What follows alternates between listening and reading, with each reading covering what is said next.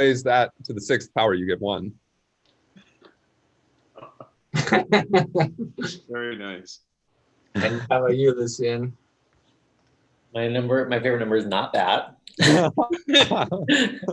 I'm calling from Viroqua, Wisconsin, and my two favorite numbers, 7 and 11. It's not related to the store. How about you, Dana? Oh, I'm in Eagle, Wisconsin also, and my favorite number is also 4. Cool. So we got some different numbers. Great. And okay, maybe I don't know, Russ, if you had a verse or anything you thought would be good to start before. Oh yes, I do have a verse here. Okay. Then I'll just... Or I guess it's a verse. It's a selection of 2 quotes that have been put together from the Emerald Tablet as translated by Isaac Newton. So here we go.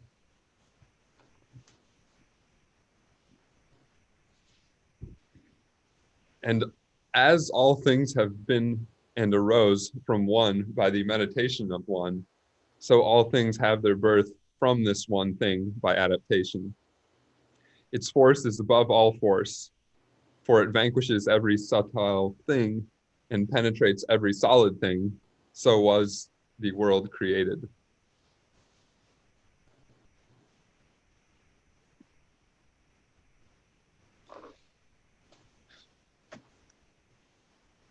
So, yes, yes.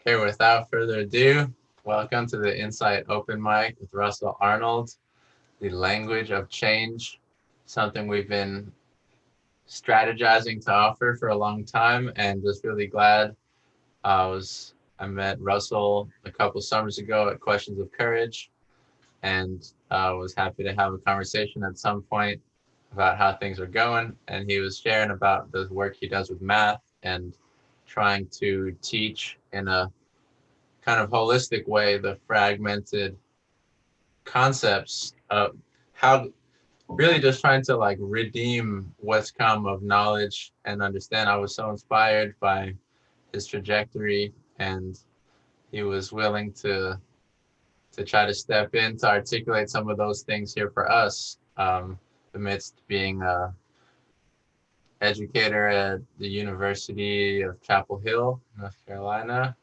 and also doing a master's on fluid warmth and math, as I'm probably not fully describing it, but yeah, just really grateful to make a start here and be in this conversation. And yeah, thanks for being here, Russell. Yeah. And to you. Yeah. So I guess if you think, well, I'm on a PhD program. I'm sort of done with what we've been master's phase, or whatever that's worth. Yes, okay. So language of change, not to be confused with the other language of change, which after I came up with the title, it may have been embedded in my subconscious. But there's actually a book with that title that is about psychology, and it is an attempt by a certain school of psychology to understand the language of how people can individually change themselves and transform themselves. And so it's a form of psychology that seeks to understand people's personal languages and the language of their emotional and psychological state through their own what has struck them in life. And so, I mean, there might be some sort of analogy between this language of change and that language of change. I'm not sure. But my thought on the language of change was more that differential equations is this mathematical language in which changing systems can be described in a way that presumably is supposed to tell you what changes are going to unfold in the future based on how things are initially and the laws that make them change. But before we get there, I wanted to start with some more basic mathematical ideas and geometric ideas going all the way back to Euclid. So the first definition in Euclid's Elements, book 1, definition 1, is a point. And a point is that which has no parts. So thinking of a point as that which has no parts, a natural question might be,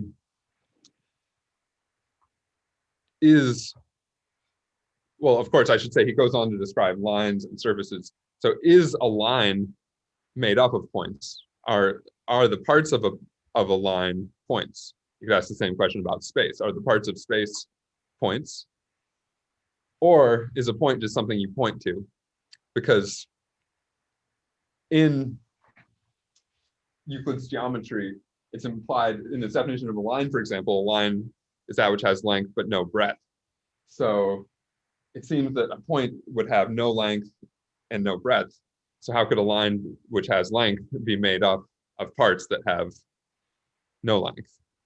And so this is, I guess, you could think of it as a question of definitions, or you could think of it as a paradox. It's definitely inspired a lot of paradoxical considerations, and the sort of paradoxical considerations on this question of, is a point which has no parts, is everything else made up out of points being the fundamental parts, or is a point just something you point to and not actually a part in and of itself of anything else? So this problem has a rich history. Of course, Euclid's geometry, Euclid doesn't state this, but what's implied in all of his geometric constructions that a point is just something you point to. It's not a constituent part. None of his geometry makes any sense if you imagine a pixelated world, which would be if everything's made up of points. You could think of it as like pixelated, like from video games from the 1980s. And of course, that if you assume that that's true, then Euclid's geometry doesn't make sense. So Euclid implicitly assumes that a point is just something you point to rather than a part. Now, the history of calculus, so that's Euclidean geometry, classical geometry with compass and straight edge. Now, the history of calculus has involved sort of bringing back the ambiguity between a point as something you point to or a point as a part. So, for example, Cavalieri in, I believe, the 16th century, late 16th, early 17th century, viewed areas as being made up of lines. It's a very similar idea, because line has no breadth. And how can you end up with something with breadth? By bringing together a whole bunch of things which have no breadth. And then Leibniz, one of the co-inventors of calculus, along with Newton, and of course there are always very bitter nationalistic debates about whose person created it. The Germans will say Leibniz, the British will say Newton, and now the Indians are in the mix saying that it's Madhava. So there's these arguments about who invented it. But so Leibniz viewed all of reality on every level, spatial, spiritual, everything, as being made up of points as parts. So he takes a strong stand that everything is made up of points. He calls them monads. But then at the same time, he somehow isn't bothered so much about this paradox, because he says there's an infinite number of these points. So he's not really bothered by the idea that you need to go from something without any breadth and bring it together to get something with breadth. He's not really bothered by this, which is kind of interesting. But he's one of the inventors of calculus, so maybe his lack of discomfort with this paradox was important in his conceptual development. And he saw these points, these monads. So he saw all monads as having perception, and he said that they evolve through a process called appetition. And through this evolution, through the process of appetition, they develop higher degrees of apperception. apperception being perception of perception. And so he says that, well, inanimate objects like stones or a piece of a stone, that most monads have perception, but this perception is very, very dull, not even dreamlike. It's like a dreamless sleep. And then, of course, animals have a higher degree of apperception and humans have a higher degree of apperception than that. And of course, God has the greatest possible degree of apperception. Yeah, and I asked my philosophy professor if he talked about angels and hierarchical beings, because presumably those would be in between humans and God. But my philosophy professor told me that that he doesn't say anything about that, but that it's a reasonable question. Maybe he does say something about it somewhere. I don't know. But yeah, okay. So points. So now that we've talked about points a little bit, the next essential ingredient is ratios. And ratios, so when we started with the favorite numbers, I think what probably comes to mind first, I think what came to mind for everyone other than myself and Dave, well, even it might be a whole number. So it's whole numbers are what comes to mind first. But beyond whole numbers is ratios. And so let's talk a little bit about ratios. So some examples of ratios. Of course, there's ratios of, we can find all sorts of ratios in practical life and around us in the world. And one example would be that the sun rises and sets a certain amount of times every time the moon phase will go full circle from full moon back to another full moon about 28 or 29 times. And so, that's a ratio of these two things, or ratio of years, the full changing of the seasons going around, to the movement of Jupiter through the zodiac. It's about 12 years.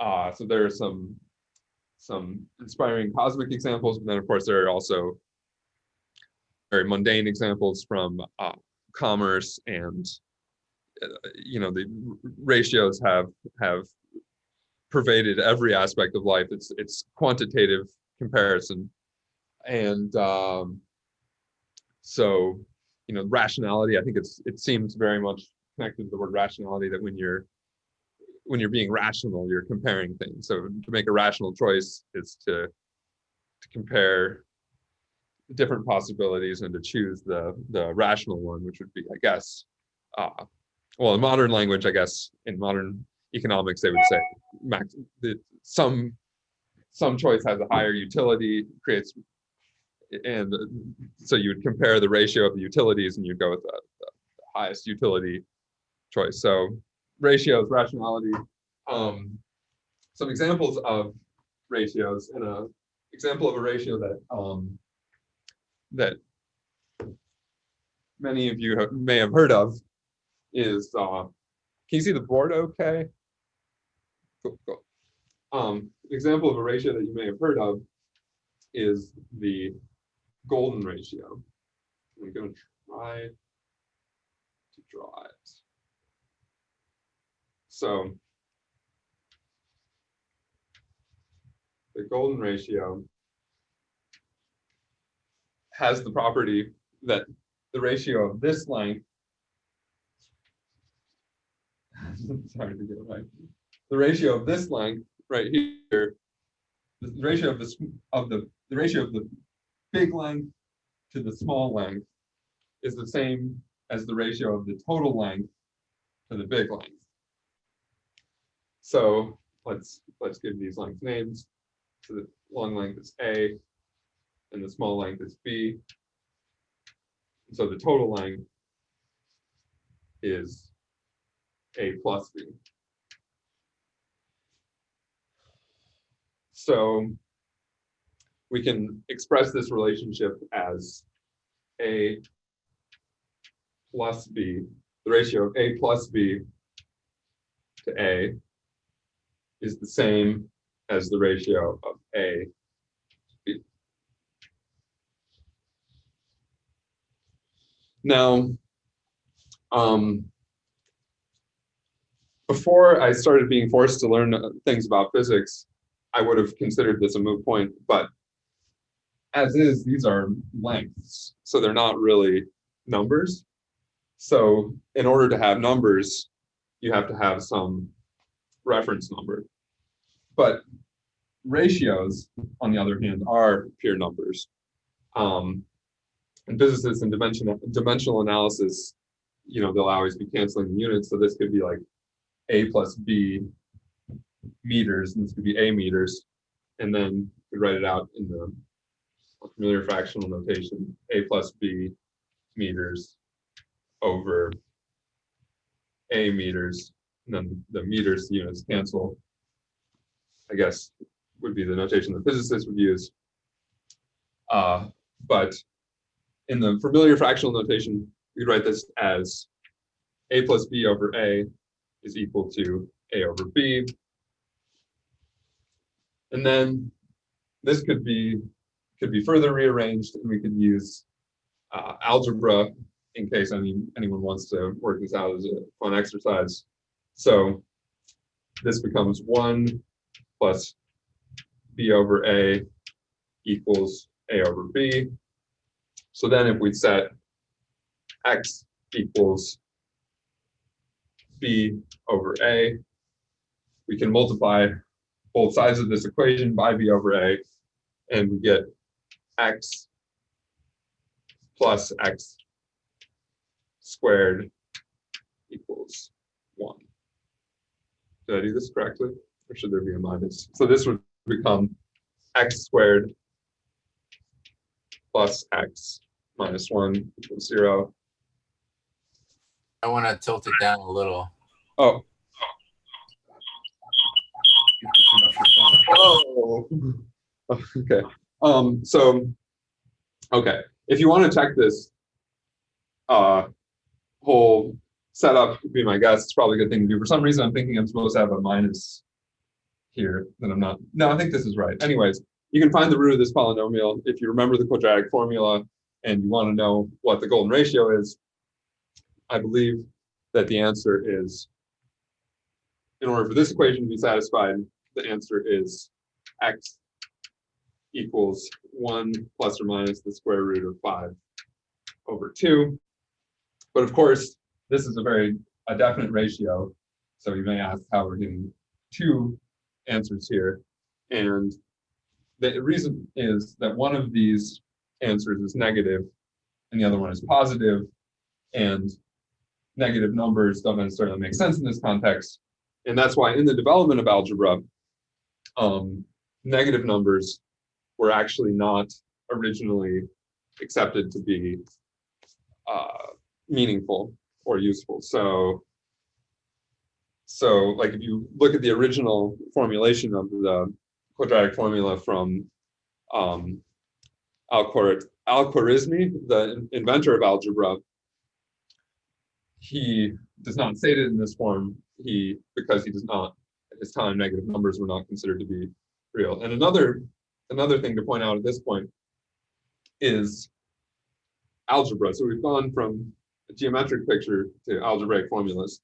So Al-Khwarizmi, by the way, is where the word algorithm comes from. It's sort of a butchering of his name in the Al-Khwarizmi, algorithm. So,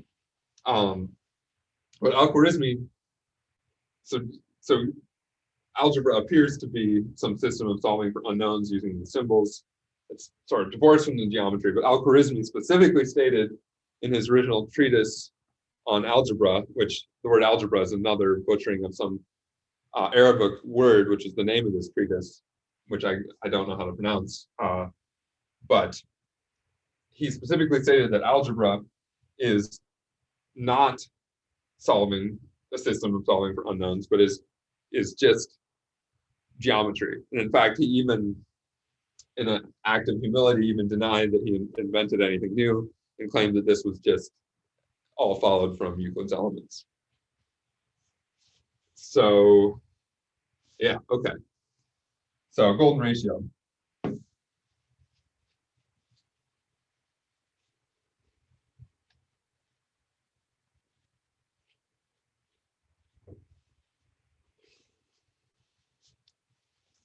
So I don't know how much I want to belabor the point of units and numbers, but something about the golden ratio is that it actually cannot be written as a ratio of two whole numbers. So the golden ratio is often referred to as phi, Greek letter phi. And there is, you could ask, is it a ratio of two whole numbers? And the answer is that it is not. It's not a ratio of two whole numbers. And another number that's not a ratio of two whole numbers, the ratio of the diameter of a circle, sorry, let me say it in reverse, that's more familiar. The ratio of the circumference of the circle to the diameter of the circle is pi. And pi is also not a ratio of two numbers. You could ask, well, maybe like it was often stated in ancient Greece that the ratio of the circle, or the ratio of the circumference of the circle to the diameter of the circle was 22 to 7. So we've divided the diameter into these 7 little units. If we were to go around and divide this, I'm not going to do it because 22 is a lot of tick marks, but if we were to go around and divide the diameter into 22 tick marks, we would be very close to having the same units here, but there's no way to actually do it. So yeah, so not all numbers are, so ratios give us an extension of the whole numbers. So like, of course, 3 halves, basic example, 1 less than 3 halves less than 2. So that gives us an extension. And then even beyond that, we have further extensions. We have ratios like this, which are not ratios of two whole numbers, but rather ratios of quantities that cannot be expressed as whole numbers. And phi, also they're called irrational numbers. It can't be expressed as a ratio of whole numbers. Phi is also an irrational number like pi, but on the other hand, I won't really go into this, but I guess a passing comment. This is an algebraic number, and this is a transcendental number. It's another distinction you can make. I guess we won't go into that. It's a very deep rabbit hole. But a form of ratio, a type of ratio that will be very important to us, is called the slope. So, also referred to as the tangent of a triangle. So if you have a given right triangle, you can grow this right triangle, extend it out in both directions. And you've changed the length of the triangle and you've changed the height of the triangle. But the slope of this line is, of course, the same. It looks a little different because I'm not a machine, I can't draw perfectly, but it's the slope of the line here should be the same, the incline of the line. And this can be mathematically described in a few ways. There are 2 different ratios that come to mind for me and for mathematicians in history of math. There are 2 ratios that could be used to describe a triangle with a given incline, a given slope. And these will be the same no matter how big the triangle is, as long as the incline is the same. So one ratio, and this is the one that you probably learned about in Algebra 2, one ratio is the ratio of, this is the height, this is the length. One ratio is slope, this is just one, and so one way of describing the slope is the ratio h over L. And in fact, this ratio is just called the slope. Even though there are other ways to describe the slope, this ratio is often just called simply the slope. Or you may remember from Algebra 2, the phrase rise over run, height over length. It's, rise over run because it doesn't matter how big this triangle is, it'll always be the same. So however much you rose versus divided by however much you have ran. Have ran. don't know. So that's one ratio you could use. Another ratio you could use is called the angle. And what the angle is the, imagine this is the perfect circle. What the angle is it's the ratio of the part of the circle that's inside this. This should be the center of the circle right here at the vertex of the triangle. So the angle is the ratio of this segment to the circumference of the circle. So call the length of this segment L tilde. No, I won't use it. So I'll give it a different name. Let's say A. Call it A, and then the circumference of the circle, call it C. You see the circumference of the circle A is this length right here. So the angle equals A over C. It equals this segment right here divided by the full circumference of the circle. And as with the slope, this doesn't depend on the size of the circle as long as the center of the circle is right here at the vertex. So you could grow up this circle and do it out here.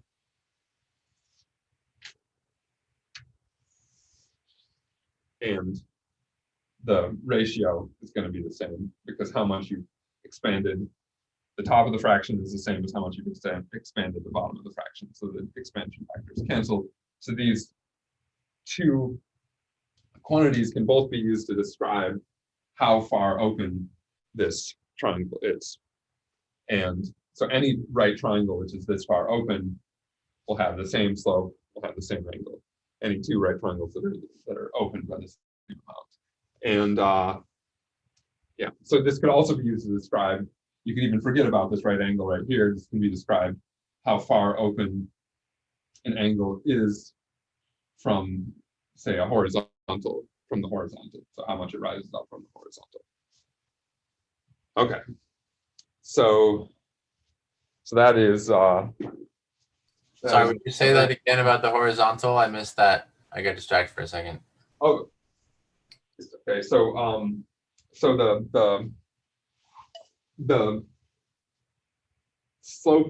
So instead of, so because of the fact that these two quantities right here don't actually depend on the size of the triangle, what they really depend on and what they're really a description of is how far open the triangle is, right?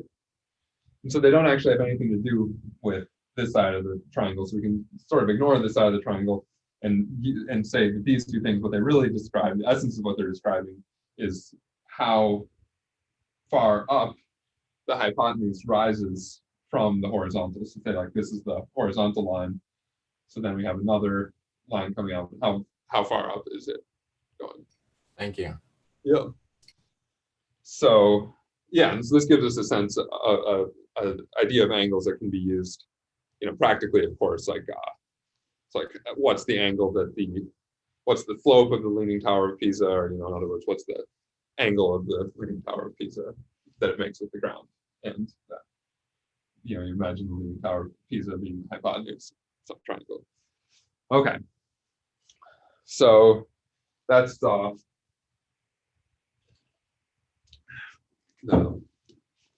slope and the angle. And so I mentioned Madhava. He's an Indian mathematician from, I believe, the 15th or 16th century, but definitely, I think late 15th, early 16th century, but he definitely before Leibniz and Newton.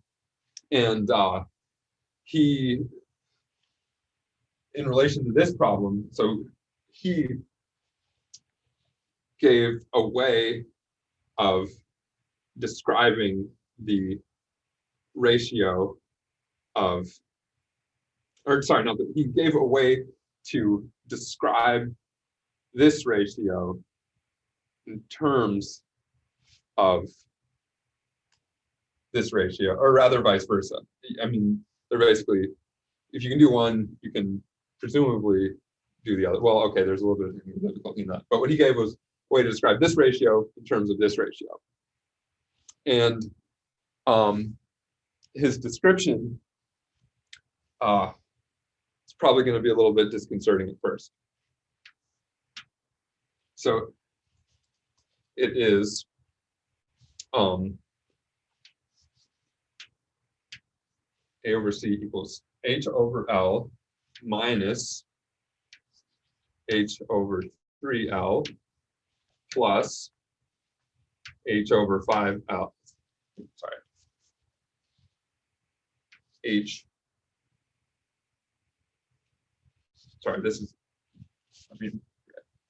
over L minus 1/3 of H over L cubed plus 1/5 H over L to the 5th power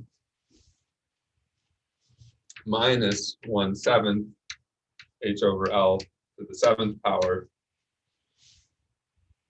plus 1/9 H over L to the 9th power minus 1/11 H over L to the 11th power.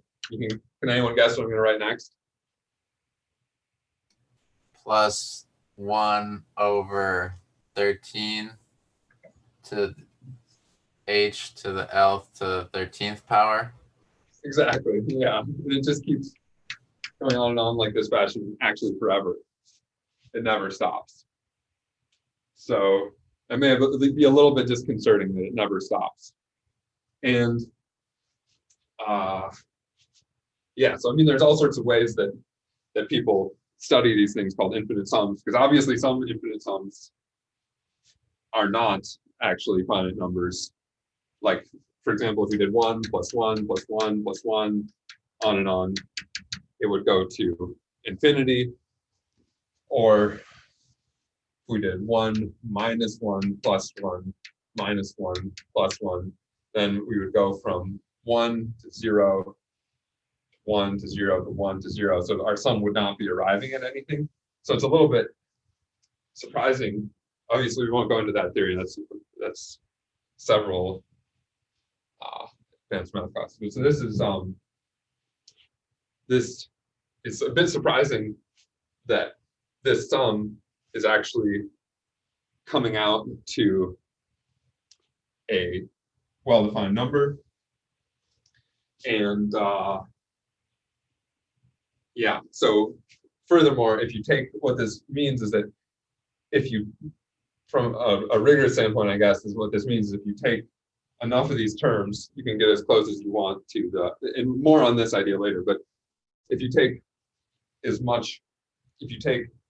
you can get really close to what this number is by taking enough sums here. So if you take 13 of these, you'll be pretty close. If you take 100 of them, you'll be really close. And of course, this type of idea is where we've all heard that pi equals 3.14 approximately. It actually is infinitely repeating. But if you ever wanted to calculate pi, it actually comes from this very idea. And from this, pi, and there are a few steps I'm skipping as to how this goes to pi. There's some questions about convergence and exactly where you're doing this from. But from this couple steps, what you get is pi equals 4 minus 4/3 plus 4/5 minus 4/7 plus 4/9, and so on, so on, so on, minus. Of course, 4 minus 4/3, that's going to be 2.66 repeated. Then you add this in, you're going to be at this is about 0.8, so you're going to be 3.4 something, and then you're going to be down here closer to 3.14. You can see you're getting closer to 3.14, and as you add more and more sum ends, this actually converges somewhat slowly. But if you keep going, if you would like to do this as an exercise, you put all these in decimals and put it in your calculator or whatever, and you'll see that the more of these you add, the closer you get to the precise numerical value of pi. So that's in fact how you compute it. If no one had ever told you that pi equals 3.14, plus some whatever. I actually don't have any of the other digits memorized, but 278 or something. You could arrive arbitrarily close to what that exact value is by doing this infinite series, infinite sum. Okay, so infinite sums, the idea of an infinite sum. So the idea of an infinite sum ties in. So let's look at a much simpler infinite sum, which is easier to wrap our heads around.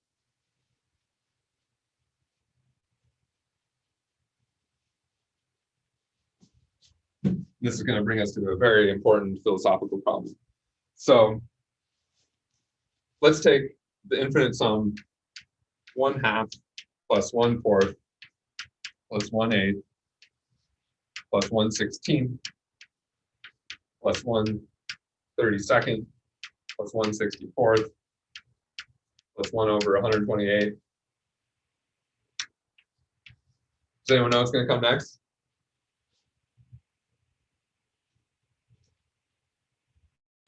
Plus 1/256. Thank you, friend. Yes, 1/256.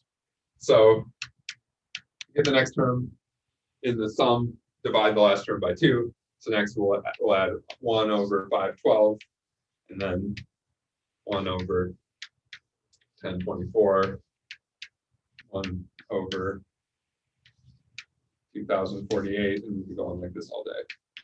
Okay, so in a picture form, so let's say this is the length from 0 to 1 on the number line. So what's going to happen here? So first we have 1/2. 1/2 is going to be right here. And 1/4, we add 1/4 to 1/2, so that's half of the remaining distance. And then we add another half of the remaining distance.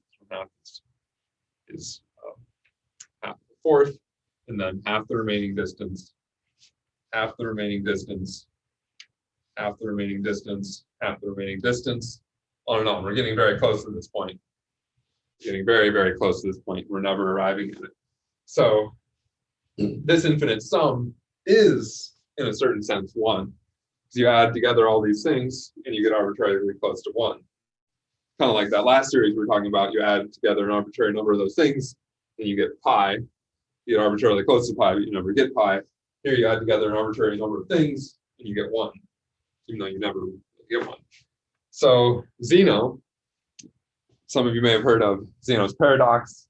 I know Rudolf Steiner talks about it here and there.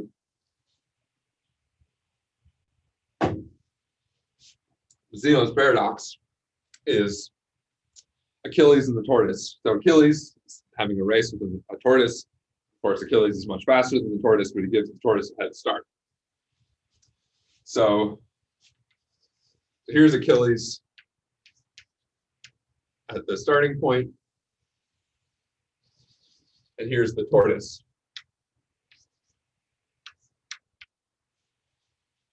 So now the tortoise has got this far.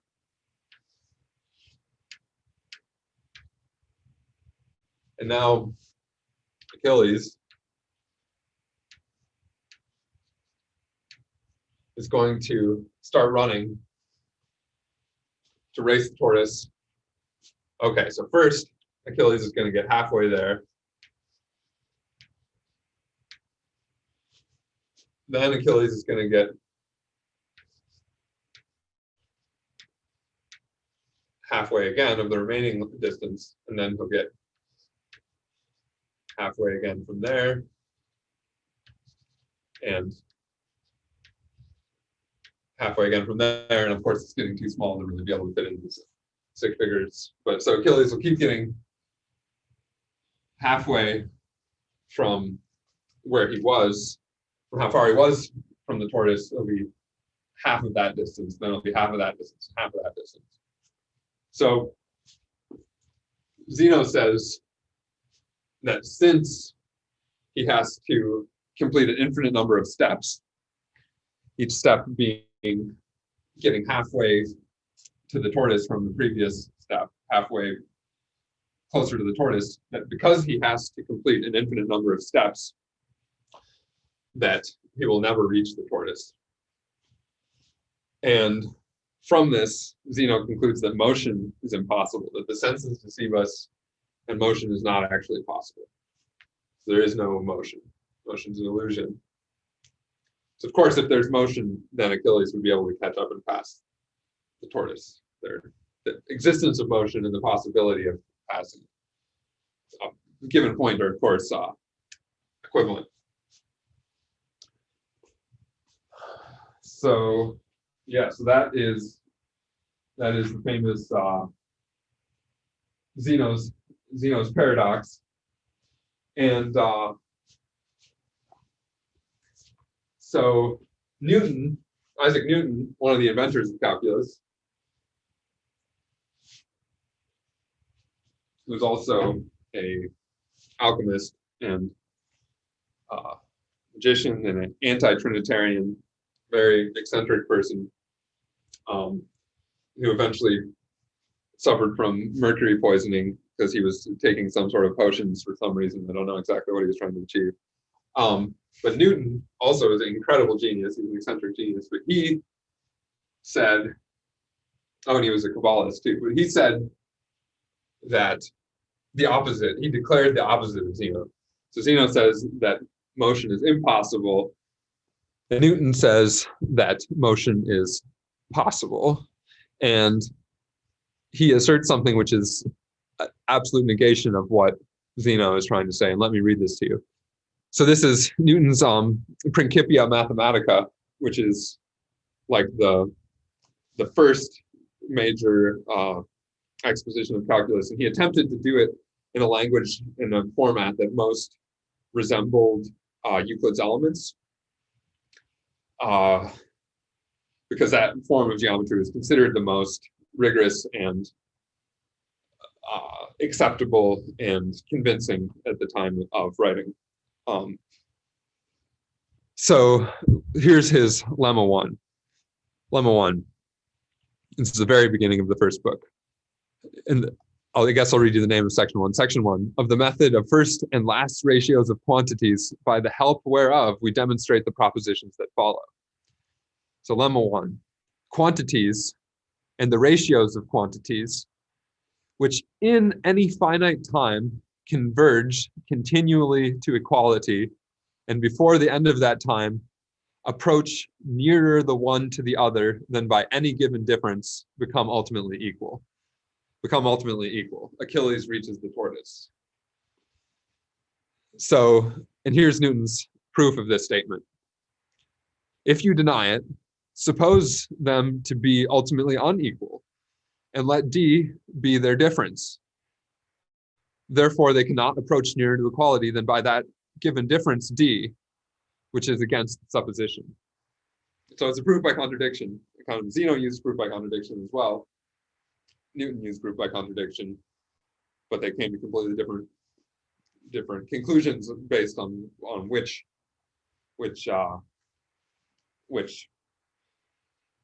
I guess axioms they were explicitly or implicitly appealing to. So yeah. So that's Newton's denial of Zeno's paradox or assertion to the contrary. So he didn't say it there, but you can imagine him commenting there, Zeno is wrong, motion is possible, and therefore this. But what it appears is that that this question has something to do with instants.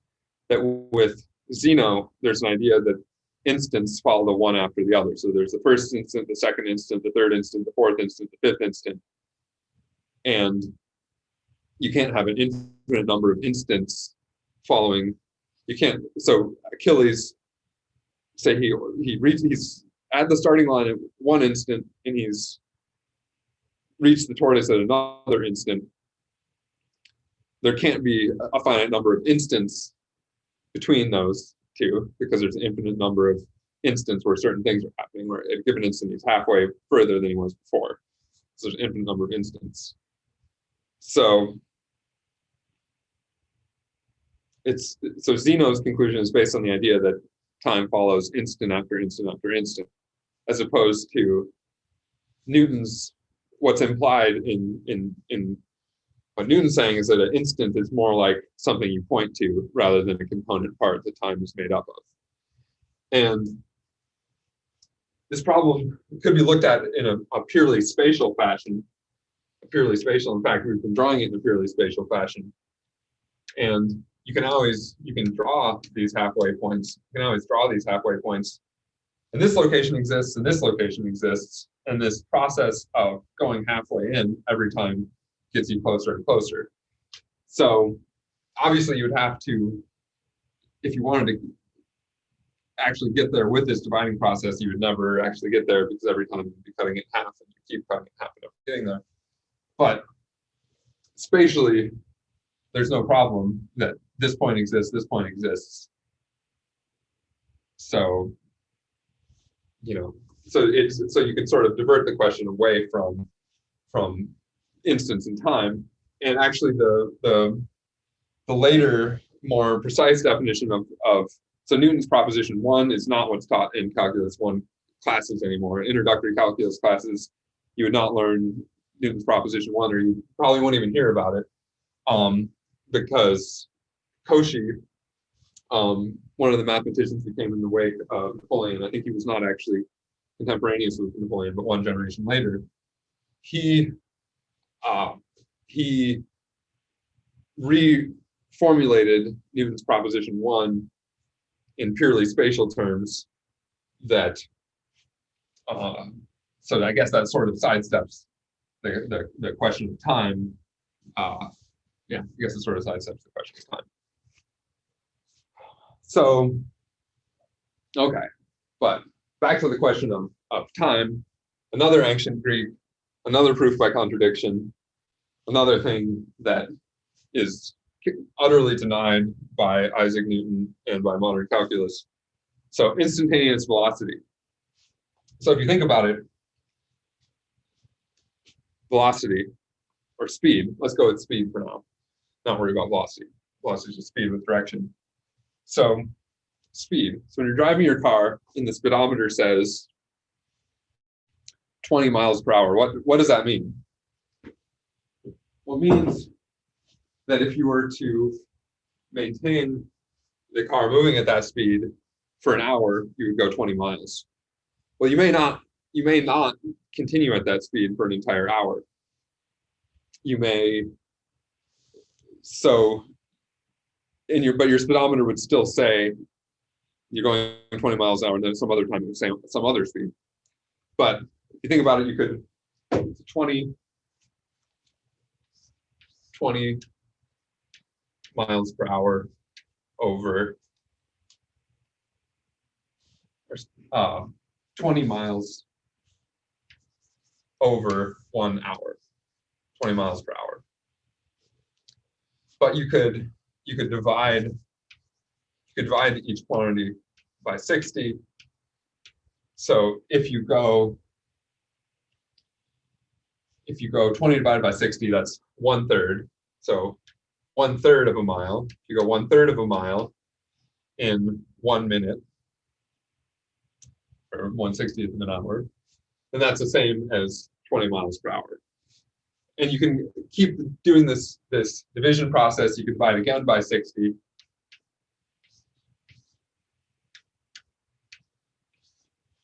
So this would give us 1 over 180. So 180th of a mile in 1 over 3,600 hours, which is the same as 1 second. So you would just need to go this distance, which is about, what is this? About 30 feet-ish. This is about 30 feet, approximately equal to 30 feet. This is miles, it's not meters, it's miles. This is approximately equal to 30 feet. So if you go 30 feet in 1 second, then your car could justifiably say, okay, you've gone 30 feet, the amount of time it took you was 1 second. Okay, you're going 20 miles per hour because of this, for standard equalities. So okay, so your car seems to be justified. But then again, that's 1 second. Your speedometer can be changing faster than a second. So your speedometer, it really needs some length of time to say what your average speed is over that time. So really, I mean, how do you know that you're going the same speed over the entire second? You could be really stepping on the gas, and over the course of a second, your speed could go from 15 miles an hour to 25 miles an hour. Or if you have a really a sports car that can really get zipping, you could be going from 0 to 60 miles per hour in 1 second. That's pretty absurd. But still, you know, the speedometer, what the speedometer means, it's measuring it in, I guess you could say, a very small time. Okay, so instantaneous velocity. So it's implicit in the existence of the speedometer is the idea that there's instantaneous velocity, that at a given instant, you're going a certain speed.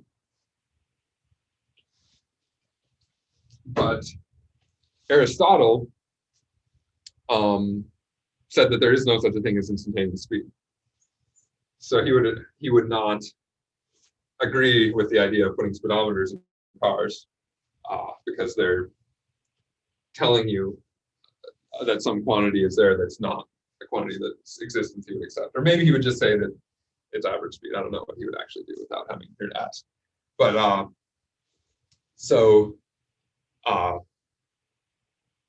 Aristotle, his argument is again a proof by contradiction for the non-existence of instantaneous velocity. And this is how it goes. So you have an object which is at rest, and this object goes into motion. So take the moment that the object goes from being at rest to moving. At that moment, it is either at rest or it's in motion. If there's an instantaneous velocity, it would have to have some instantaneous velocity at the moment that it is going into motion. Well, is it at rest or in motion? Well, if it's at rest, it's not going to get moving. If it's in motion, then it would already be moving. Therefore, it's not at rest or in motion, but every object is either at rest or in motion. Therefore, there's no such a thing as instantaneous velocity. So that's the argument. So the way that this is negated by calculus is as follows. And we're going to go back to space, out of time back to space for a second. And, oh, I'm going to screen share because I have an animation for this. Let's see, how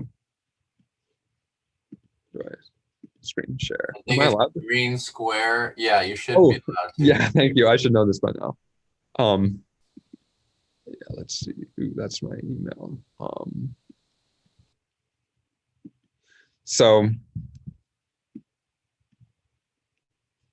okay. So spatially, we have a curve here. And so we assigned slopes earlier to lines against a horizontal. But a curve, if you think about it, a curve, at any point on a curve, change this to something else so I can move it. So any point on a curve, there's a slope that can be associated. Here's my W slider. There's oh, that's not what I wanted. There's a slope that can be associated with this point on a curve, which is the tangent line. So if this curve were a physical object, like a say, a bent wire, and you had a ruler, you could balance the ruler along the side of this. Or if it was a ski slope, say, so if we negated, or if we negated this, we could imagine that it's like a ski slope kind of, and this could be your ski. Then there is this given slope, which is the tangent line. It's called the tangent line. Tangent for touching. Tangent means touching, I guess, in Greek. And so this tangent line, it touches the curve at a given point, and it has a given slope. So okay, so so there's a ratio that describes the curve at a given point. But you could ask, how do you compute this ratio? And the one answer could be, take a wire, bend it into the shape of this curve, balance your ruler on it. That's the slope, that's the ratio.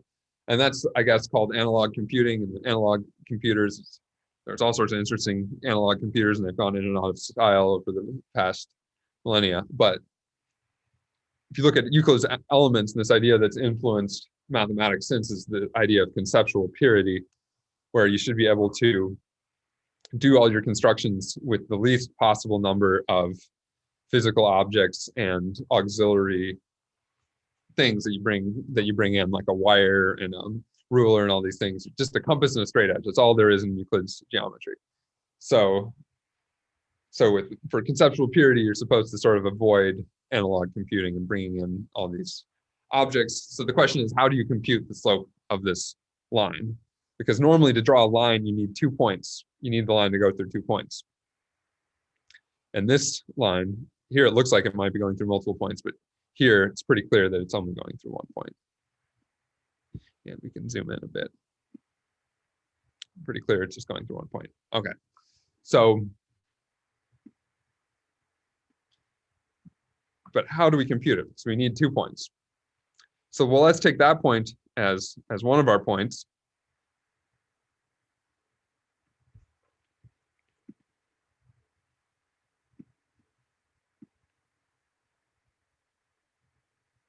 And so now we have another point. You know, we have 1 point right here, another point right here.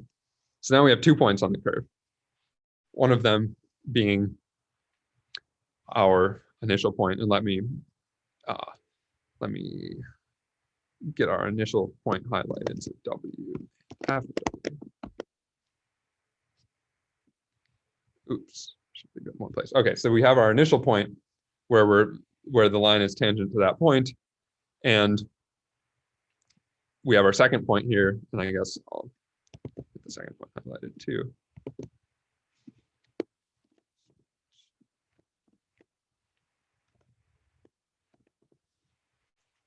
We have our second point,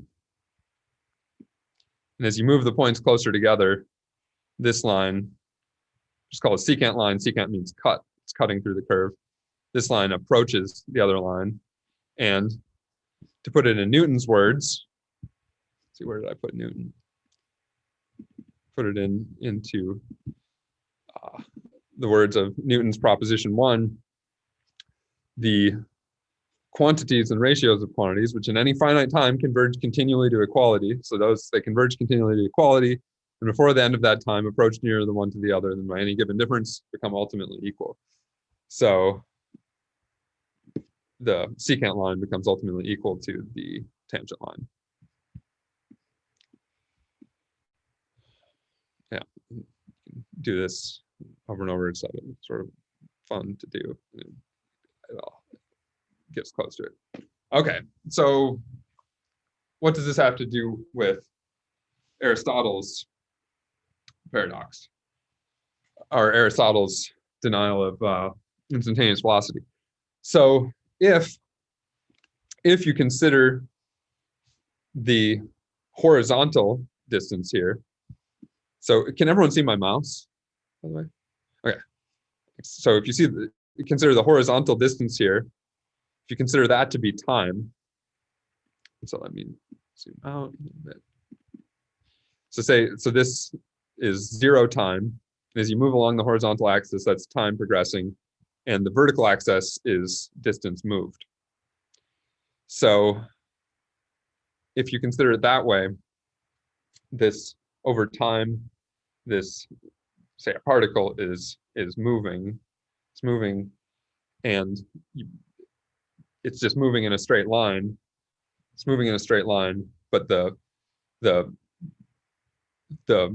passing of time is represented by movement, by horizontal distance.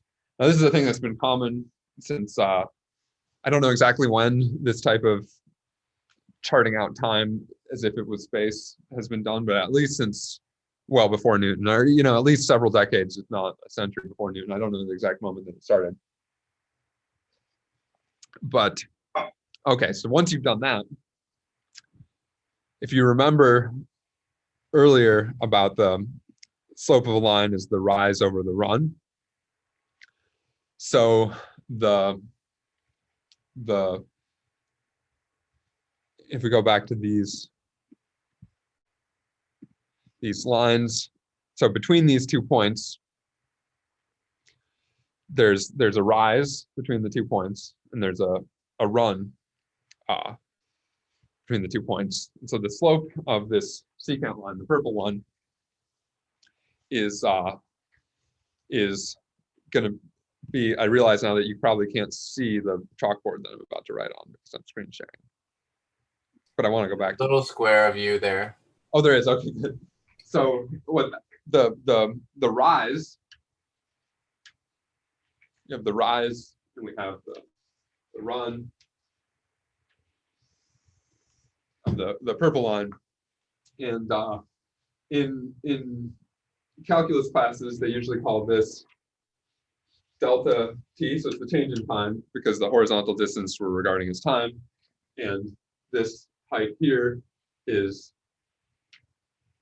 the height is delta x, x being the distance traveled. And so the slope of this line is going to be rise over run, so delta x over delta t, and this is going to approach some ratio, that ratio being the slope of the red line, tangent line.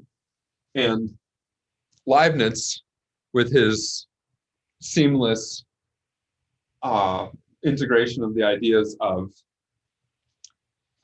points as parts and points as things that you aim to, saw no problem with considering the ultimate place that it arrives as a ratio of dx over dt. And so the notation is sort of suggested, but this is no longer such a ratio because the distance of a point from itself is 0, and you can't divide by 0. As an aside, I guess I'll say this as an aside. The reason you can't divide by 0 is if you're allowed to divide by 0, then 1 equals 2. And the reason that is because 1 minus 1 times 1 equals,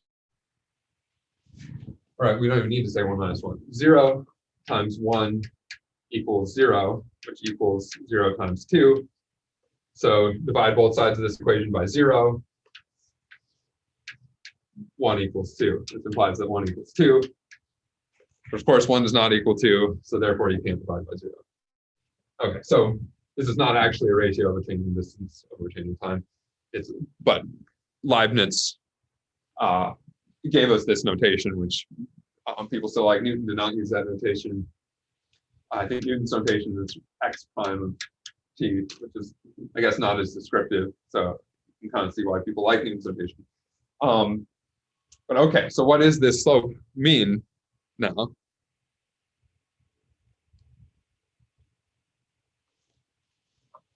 Back in terms of motion, what does it mean? Going backwards? Well, I guess it would be going, yeah, I guess in this picture it is going backwards because it's negative. The slope is negative in this picture. But what it is this is the speed. Instantaneous velocity. This is the instantaneous velocity. So this is an average velocity. So distance traveled divided by the time it took to travel it, the definition of speed, or well, velocity. I'm not going to distinguish between those two things. Velocity has direction. So if it's negative, that's the velocity. if it's negative or positive is velocity. Speed is the absolute value of the velocity. But so this is instantaneous velocity. This is average velocity. This is instantaneous velocity. So if you pictorially represent this and use calculus, you say, what do you mean there's no such thing as instantaneous velocity? This is the instantaneous velocity. It's clear from the picture. So I guess it's a question of whether or not, I guess you could say that I'm pulling a fast one on you by drawing this picture, and that there isn't really a natural correspondence between time and space in that way. I don't know. But so this is the sort of resolution of this paradox, you could say. So yeah, so that's How fast are you pulling it? That's a good point. Yeah, that's a good point. I guess yeah, I mean, what's the instant? Do you mean what's the instantaneous speed? Of the fast one you're pulling. Yeah.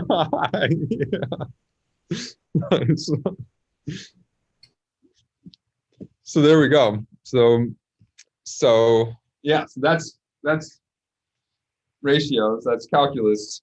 So now differential equations, the promised title of the talk, differential equations. So I'm going to stop screen sharing for a time, and I'm going to start screen sharing again at another time. So, okay, so using this idea of, so now we have a language for speaking of rates of change. So we have a quantity, we can speak of how it changes using this language. So say that capital T is the temperature of a cup of tea. And lowercase t is time. So we have T, T, and T, but they're all different T's. Okay, so the rate of change of the temperature, d capital T over d little t, and the rate of change of this is the temperature itself minus the initial temperature, which sorry, not the original temperature. It's the difference of the temperature of air minus the temperature of the T, or we could say that the rate of cooling, so the negative of the rate of temperature, is the temperature of the T minus the temperature of the air. Sorry, just to clarify, the D means the difference of, or the change of? Right here? Yeah. This is dt over dt. This is Leibniz notation for saying it's the derivative. So if we were to plot the temperature, then this would be the tangent, the slope of the tangent line. So yeah, so it's not actually a ratio because that would be zero division. So there's really only one point where it touches. But Leibniz uses this, gave us this notation, and it's a very suggestive notation. So it's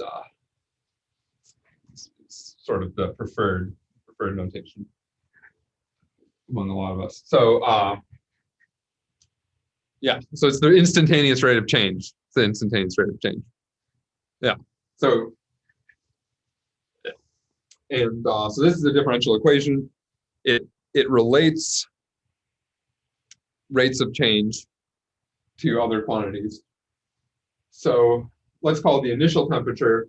So A is the temperature of air. And one more quantity. Oh, I'm sorry, one more quantity that we'll need is initial temperature. So I is initial temperature.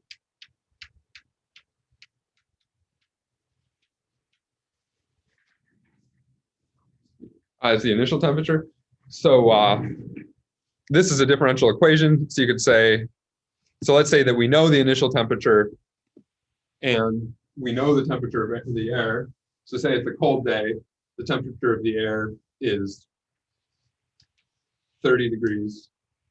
And say this is pretty hot tea initially. Say it's 180 degrees to start with, not quite boiling, but pretty hot. So the rate of change of the temperature in this case can be found explicitly. And I hope I wrote this down correctly when I made my notes, because if not, if anyone here knows calculus or anyone watching knows calculus, they might realize I'm wrong, but I'm pretty sure this is right. I just did it quickly, but I'm pretty sure it's right. So this equation, its solution is 180 minus 180 minus 30 times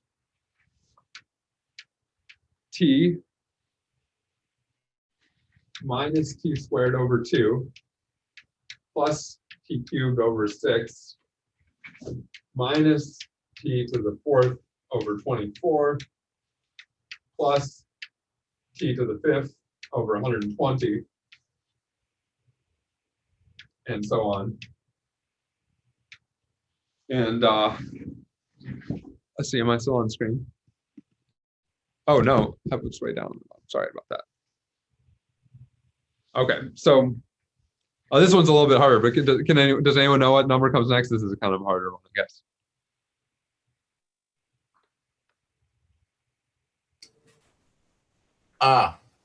I think so. Okay, you got times 3, then times 4, then times 5. So then it would be 704 or 804. Oh wait, 740. Oh wait, I'm stuck. 6. Yeah, 720. 720. There you go. Yeah. Awesome. Yep. So yeah. So this is a differential equation, and this type of differential equation is sometimes called the evolution equation, because it's a rate of change in terms of time. So over the course of time, this is all you need to know is the initial temperature, and in this case, the outside temperature. And you need to know the way that these things are related to each other, and then you can solve that equation, sort of like in algebra. You can solve for x. You have polynomial like x squared plus x minus 1 equals 0. We had earlier. You can solve for x using the quadratic formula. Here, you have a differential equation rather than an algebraic equation, and you can solve for it. And of course, I won't go into the methods of how to solve it, because that's what I teach in Calculus 1. That's a semester-long endeavor. Actually, this is like Calculus 4 usually. Although it would be easy enough to do in Calculus 1, they just don't really talk about differential equations in Calculus 1, because other differential equations get much more complicated to solve in this one. Yeah, so that's I think a good example of a differential equation that's makes sense, right? It's and that's Newton's law of cooling. So Newton brought us that. And yeah, so that's about as simple as a differential equation can get. So another thing Newton brought us a lot of our original differential equations. So the other differential equation that Newton brought us, and it's sort of unclear at first that this is the differential equation, or is it a definition, or what is it exactly? But it's famous force equals mass times acceleration. Force equals mass times acceleration. So you can it almost feels somewhat like this is a definition from a modern standpoint, because, well, what is a force? Someone will tell you it's mass times acceleration. Well, what is mass? Acceleration is the only thing that we've really defined in calculus terms. It's by the way, I should say what it is in calculus terms. It's second derivative of x, second derivative in time. So this is what this notation means is d over dt. Or I guess in the notation we were using earlier, you could write it like this. So it's called the second derivative. So acceleration is the rate of change of velocity. So so force equals mass times acceleration. So a force, and what is a force? Now, of course, before this point, when Newton gave us this definition, I think force was perhaps, it was more of a mysterious concept and something that maybe implied life to a greater extent, as opposed to now it's more or less rigorously defined. Of course, you could ask what is mass. And all of these things, by the way, what mass is and what time, what units of time, by the way, and what units of space. Earlier we were talking about how you have to set units. So all these units, I forgot to mention this, all these units are defined in terms of 7 constants, and they're all related to each other. This is, I think these 7 constants were defined, but you need these 7 constants. I think you need exactly 7. I don't think you can do it with less.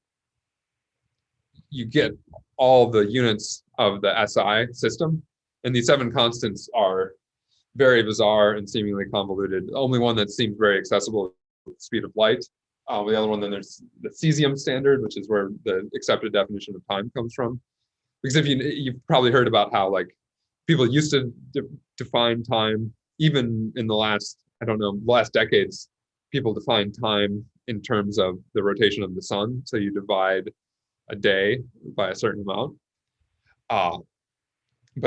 And we think that's basically how time is defined, right? There's 24 hours in a day, but now scientists will tell you that there's 24.00001, something like that, hours in a day, because of time is now defined in terms of the cesium standard, because it's thought not to change as much. But then again, what does change even mean? You need to, from a definition standpoint, you need to define what your units of time are and your units of distance are to say what's changing. So it's sort of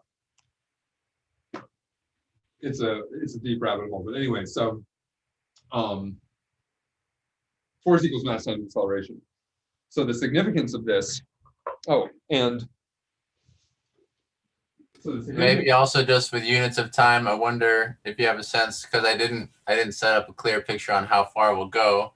I know we're about where we would go usually at the end of it, so I just wonder what feels like a good unit of time for those who might be scheduling their morning, you think, till we land. What do you think? Just so people know and can choose for themselves. Because I didn't inch us along with that. My bad. I was just. Oh, it's okay. So, I mean, I think, I guess I could, let me think. I would think about, well, there's something really good that's coming soon. Yeah, I feel it. Yeah, yeah. Like 15 or? Yeah, I would say if you can stay on another 5 to 10 minutes, you'll see something really good. Okay. Let's say. Great. Yeah. Okay, so I'll say something like that. Thank you. Okay. Yeah. So yeah. So right, acceleration. Yeah. So a lot of times this quantity will be prescribed. So remember, last time we had all the quantities in the equation prescribed, so we knew the temperature of air, and we had these various quantities. So like with gravity, for example, and that was sort of the first force that was ever prescribed. If gravity, this force is 9.8 meters per second times, sorry, this is the acceleration of gravity, so this is times the mass of the object. So it's sort of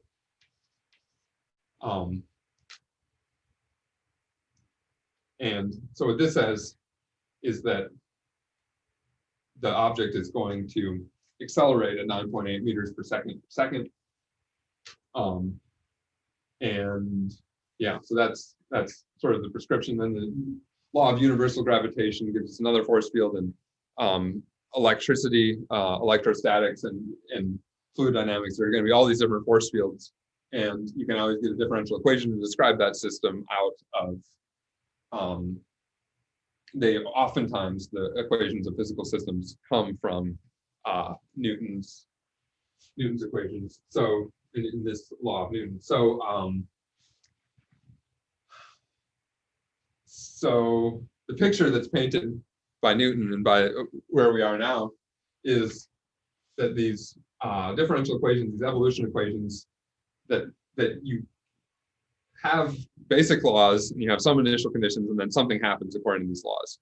So it seems sort of like order, emergent order. Something emerges out of laws and out of initial conditions.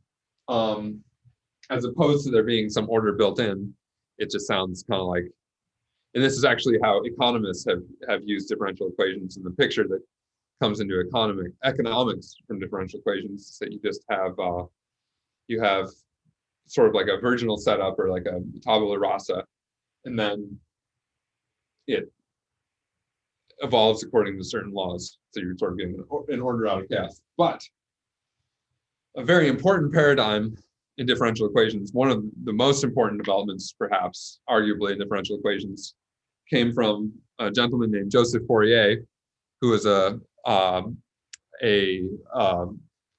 very close to Napoleon, was Napoleon's regional governor for Egypt. He was, so in addition to being a mathematician, he was a politician. And by the way, Leibniz was a statesman, philosopher, and a mathematician, and 100 other things. But so Joseph Fourier, he's a regional governor of Egypt. He was involved in the first major Egyptology project where a whole bunch of scholars and people and Frenchmen who had come to Egypt under Napoleon introduced Egyptology to the world with a big illustrated book with a whole bunch of ancient Egyptian art and artifacts. So he was involved with that. He was in possession of the Rosetta Stone at some point, and he came up with this idea, which he didn't say so at the time, and who knows if he recognized it at the time or not, or how exactly this came to him. But he came up with a mathematical idea, which is, in fact, exactly the idea of epicycles from pre-Copernican astronomy. And this idea of epicycles turns out to have completely transformed the study of differential equations. And the graphic that I'm about to show you, I would say if you need to leave after this graphic, because it's going to be really fun. So, okay. Oh, I haven't shared screen yet.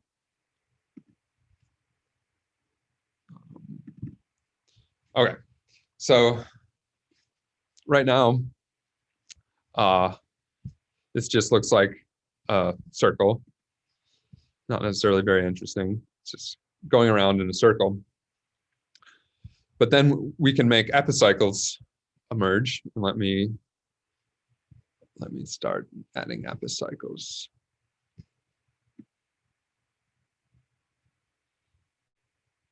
So you can see how now an ellipse is being traced out.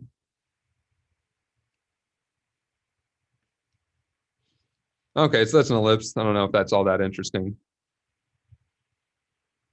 Now we put in a third epicycle. You can get sort of a bean shape. Then another epicycle, we can get a different shape.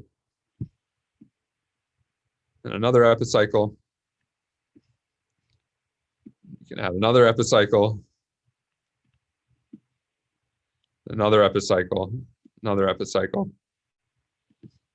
And we can shift around the radii of the various epicycles, and we can get all sorts of different curves. And furthermore, we can change the relative angles of the epicycles to get even more curves. And the question you might ask is, can you draw any closed curve, so say you have a curve and you go around and you come back to the starting point of that curve, can you draw any such curve in this fashion using epicycles? And the answer is yes. The answer is yes. And I need to pause this graphic or else I could watch this graphic all day. I don't know about you, I could watch this graphic all day, but I need to pause it or it's gonna make my computer. Whoa. Yeah. Yeah. So that is the mathematical essence of Fourier's insights, but the circle, the idea of a circle can be projected to the idea of an oscillation, projected into time is the idea of an oscillation. And the circle's two-dimensional, but if you think about just like what's happening with the x coordinates, say, as you move around a circle, in time, that's an oscillation, and in space, it's an undulation. So you can project this idea of circular rotations and epicycles into oscillations and undulations. And when you do that, you get a lot of concepts that we now take for granted, like the idea that of brain waves have a certain frequency and that things are decomposed of waves. Audio signal processing uses this, what's called now Fourier analysis, where you can break a signal down into different resonant frequencies, or different frequencies. Resonant is a loaded term, which just comes from a different differential equation. But then the idea of FM radio frequency modulation, it uses Fourier analysis. Fourier analysis is completely ubiquitous in quantum mechanics, of course, and several other branches of physics, and fluid dynamics for certain types of waves. And I could go on and on and on about all the places that Fourier analysis is used. It's hugely transformative mathematics, and it comes from this epicycle thing. So, so Fourier first came up with this idea in the study of differential equations. And the reason for that is that it turns out, and I definitely won't prove this, but it turns out, so if x is the x coordinate of a point on a circle, and the circle is moving through time, so this is the acceleration of this x coordinate. This x coordinate, it turns out, is equal to or proportional to some constant times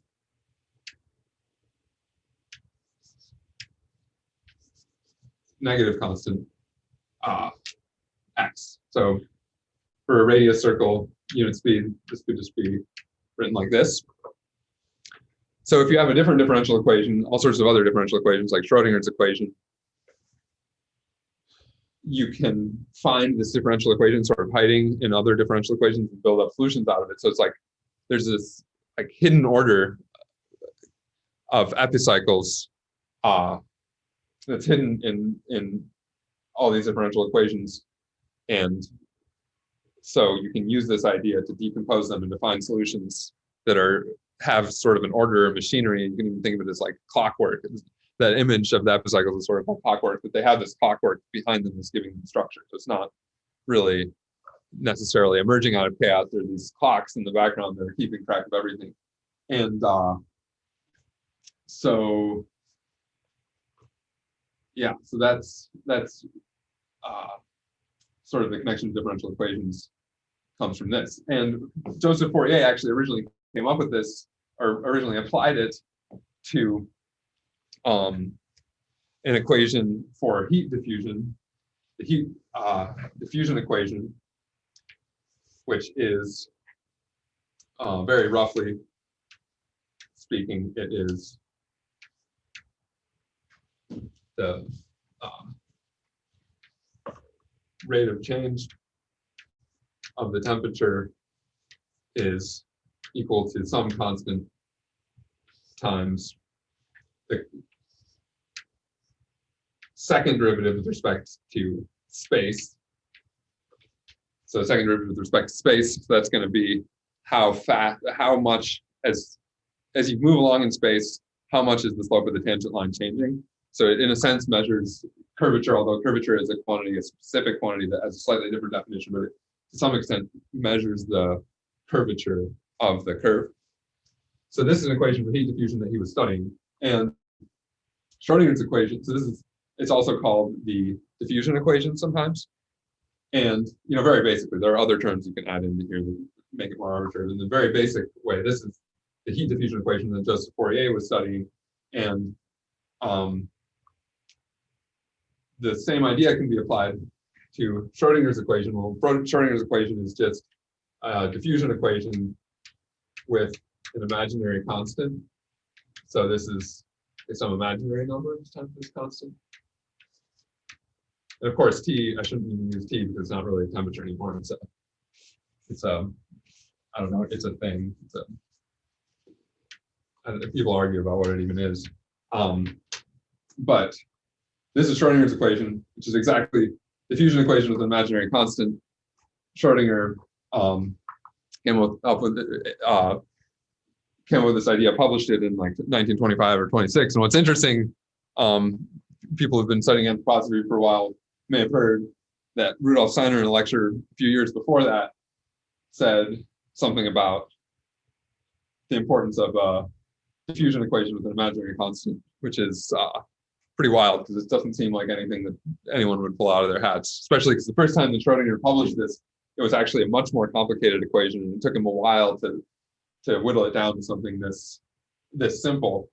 So it's pretty remarkable that Rudolf Steiner said diffusion equation with imaginary constants. It's like a crazy idea that I don't think anyone would just pull out of their hats. So that's pretty remarkable. For better or for worse. Yeah. Crazy. Yeah. Okay, well, we are going at about 2 supposed hours. Yeah. Thank you from Johanna. Thank you, Russell. This Yeah. was Yeah. Thanks for coming. informative. Thanks so much. And thank you, Frank, for having this idea. I never would have thought to do something like this, but it's been a wonderful experience, and I hope that at the very least, with if anyone feels confused about anything, that through rewatching the video and posting notes will become clear. And before you post notes, let me send you a new copy of them, because the one I sent you it's a sort of a rough draft. And it's probably hard to read too. So. Well, yeah, it's been. I hope we can keep collaborating, and this has all been very inspiring. Yeah. Thank you. I wonder if you want to just close with the same quote you started with. Oh yeah, yeah. Where did you go? Thanks, everybody. Yeah, thanks for coming.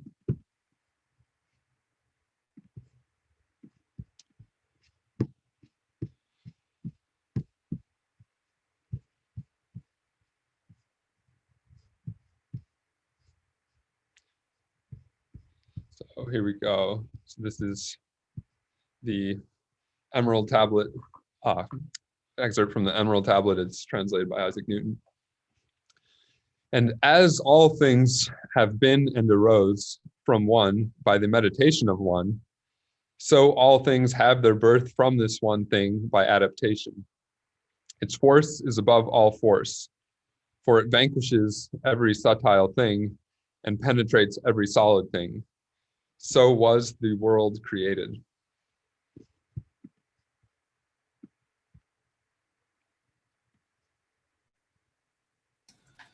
Thank you.